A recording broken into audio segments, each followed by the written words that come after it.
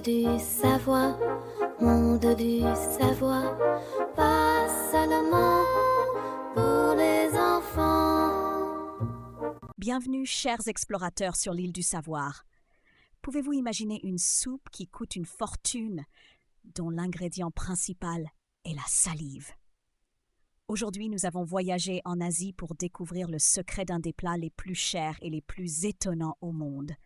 Je vous ai invité à découvrir ensemble les secrets des nids comestibles. À la source des récits, j'ai rencontré un ibis et un vautour.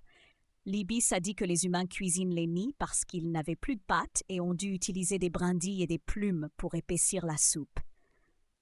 Le vautour pensait que c'était une erreur du cuisinier, dont le nid était tombé de l'arbre directement dans la marmite de bouillon, et qu'il avait appelé cela un nouveau plat parce qu'il ne voulait pas le jeter. Leurs idées m'ont fait rire, alors je leur ai expliqué que ces nids ne sont pas faits de brindilles, mais d'une substance spéciale produite par les oiseaux eux-mêmes. Au cercle de pierre, j'ai rencontré un tatou et un rhinocéros.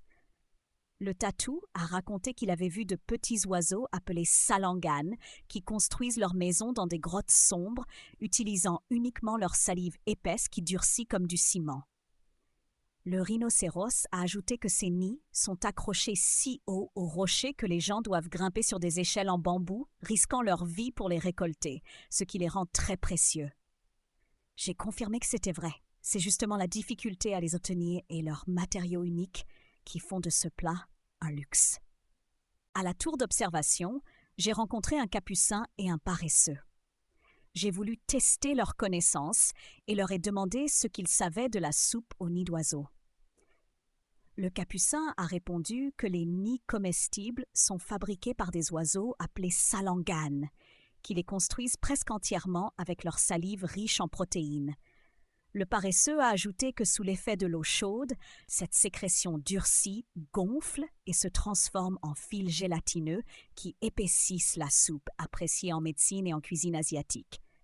Je les ai félicités pour leur savoir car ils ont expliqué précisément qu'il s'agit de nids faits de glycoprotéines, pas de brindilles.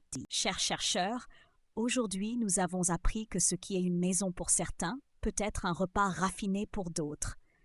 Nous avons compris que la soupe aux nids d'oiseaux n'est pas un bouillon de brindilles, mais un précieux cadeau de la nature, obtenu grâce au travail ardu des récolteurs.